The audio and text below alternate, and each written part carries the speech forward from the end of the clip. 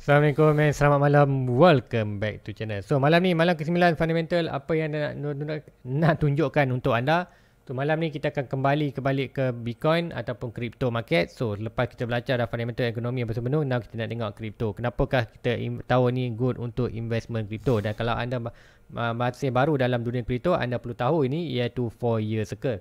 So kenapa hari ni Zul nak terangkan ataupun malam ini Zul nak terangkan 4-year circle supaya anda faham pergerakan kripto secara keseluruhan. Bitcoin ataupun kripto ni maknanya ada circle dia. So circle macam mana nanti tu akan terangkan. Mudah saja for your circle. Tu akan cuba terangkan untuk anda. Masa yang orang lama pun boleh tengok balik. Untuk tengok aku kata revise balik for your circle. So inilah tu punya board. So senang je untuk terangkan. Dulu lukis senang sikit.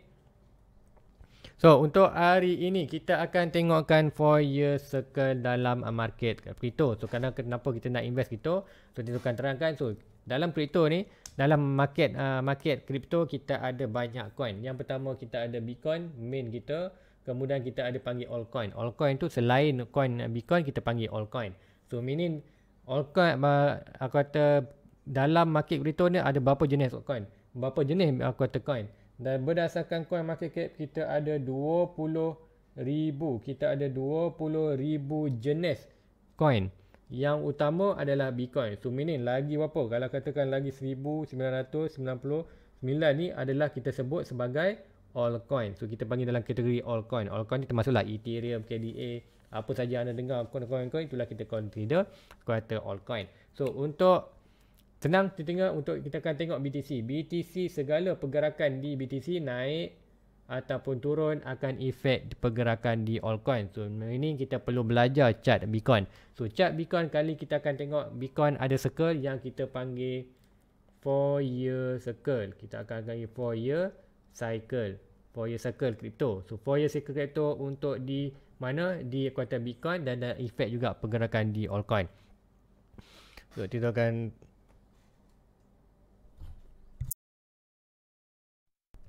So itulah untuk di 4-year circle. So pertama macam mana kita nak faham bila berlaku, bila nak berlaku dan macam mana dia berlaku. So pertama kita akan ada tahun pertama, ada tahun kedua, tahun ketiga dan tahun keempat. Sebab tu kita panggil 4-year circle. Dia akan berlaku dalam masa 4 tahun. So tahun pertama adalah kita panggil sebagai tahun first year bearish market. So meaning kalau ikutkan ke tahun ni, tahun 22 adalah tahun bearish market, iaitu tahun pertama, tahun 2022. Kenapa? Dan apa yang kita tengok untuk tahun pertama, kita akan tengok Bitcoin normally dalam dia akan drop sebanyak daripada all time high 80 ke 85% daripada all time high. So currently Bitcoin all time high masa tahun 2001 kita berada sebanyak hampir 70k, iaitu 69k per dolar. Kata per dolar lah, kata 69 dolar untuk di kripto. Dan currently dengan current Zul record lah 13/8. Kalau anda tengok video Zul ni adalah tengok dalam 5 hari bulan 9. So 5 hari 9 kita tengok berapakah harga masa tu. Tapi untuk current kita tengok adalah price Bitcoin berada di 24k. Ini dalam percentage dalam drop ni currently kita kena drop dalam 70%. So untuk 70% ke 80 kita ada lagi 10%. So expectation untuk dalam 80-85% Zul ada expectkan bottom untuk Bitcoin adalah around dalam 10 ke 12k. 10 ke 12k range. Tu dalam senang kata dalam 10k lah kita punya possible untuk bottom tahun ni. So bila nak dapat ini, so berdasarkan 4-year circle untuk 80-85 kita akan dapat ada positif dapat end of the year ataupun hujung tahun 22, iaitu kalau senang kita bulan 12 lah. Hujung bulan 12 ni baru kita akan nampak seperti kita nampak bottom di Bitcoin. Kemudian barulah Bitcoin akan start melakukan kenaikan. So apa yang berlaku di next year, iaitu tahun kedua dan tahun ketiga. So tahun kedua, tahun ketiga kita nak tengok confirmation untuk technical. Itu dapatkan confirmation untuk trendline kita. Yang tu dia akan terangkan, itu dah terangkan di dia punya analisis setiap hari-hari. Hari ini sudah terangkan anda 4-year circle yang anda faham. Apa tahun pertama, tahun kedua, tahun ketiga, tahun keempat. So tahun pertama first year bearish market 85%, end of the year bulan 12 expectation bottom. Dengan current price dengan harga Bitcoin kita expect untuk Bitcoin berada di bottom around dalam 10 ke 12k. So itulah untuk 4-year circle. So tahun kedua, tahun ketiga kita kena buat apa? So tahun ni kita akan grab buy sehingga dapat opportunity. Price ni kita akan buy sikit banyak.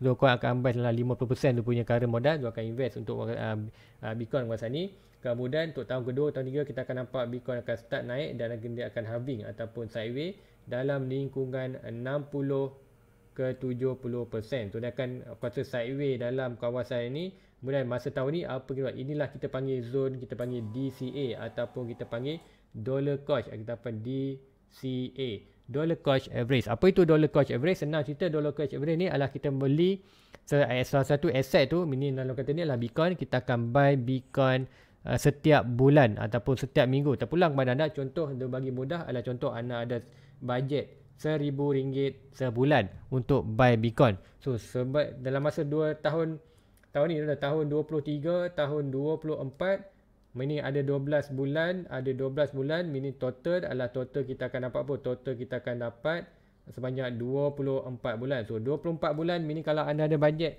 katakan 24k, anda nak bajet nak buy tu, meaning dalam masa 24 bulan ni anda boleh buy lah kripto setiap bulan RM1,000. Meaning kita akan consistent, whatever price harga di 22, 23 tu, setiap bulan kita akan buy. Sebab apa? Anda nak collect asset, tak fikir lagi pasal bila nak profit bila, nanti kita akan tunggu ke tahun 24 baru akan expected akan ada buran.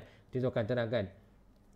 So DCA kita akan buy monthly. So whatever, terpulang kalau nak buy monthly, buy weekly pun, kalau nak contoh senanglah, contoh 1000, kalau 1000 buy monthly. Kalau nak buy weekly 1000 bagi 4, meaning akan jadi 250 kali 4, dia akan equal 1k. So meaning anda boleh buy weekly 250 tu. Terpulang kepada anda punya sendiri, anda nak buy weekly boleh, buy monthly boleh, tapi anda letaklah anda punya budget. Lain orang, lain dia punya purchasing power. So kalau ada 1000 lah, kalau 100 lah. Terpulang, yang penting kita nak invest, kita start.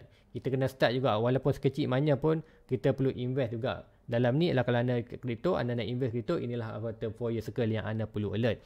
So complete tahun 2023. Tahun bila, apakah yang berlaku tahun 2025 ni berdasarkan terjetai tahun pertama, 2, 3 dan 4. So tahun keempat lah kita akan nampak pergerakan next bullish kita, di mana pergerakan kenaikan tahun 24 ni kita akan nampak price lebih tinggi daripada 29 berdasarkan punya analisis di technical adalah expected untuk all-time high baru dalam kawasan 200k per kuartal dolar per BTC. So tahun 21 kita nampak 1 BTC equal 69.0k.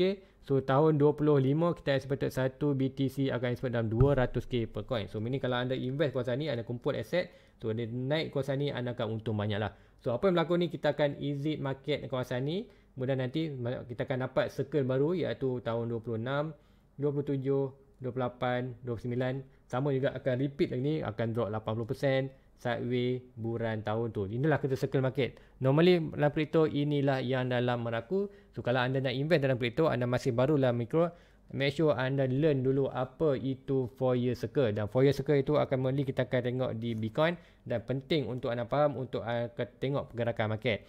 So kali nampak pergerakan dropping inilah masa yang huri-hurinya, masa nak kita buy. Sebab apa? Kita ada cash, kita nak invest, bukan masa tengah naik. Tengah naik ni mana nanti masa kita dah buy kawasan ni tahun 24, buy right, kita dah tak start invest, kita stop invest, kita akan biar naik dan kita akan ambil first TP kita, dan nanti kita nampak, kita akan monitor technical dan kita akan exit semua modal dan profit untuk prepare untuk next crash iaitu tahun expected 26, another 80% dan kita akan circle.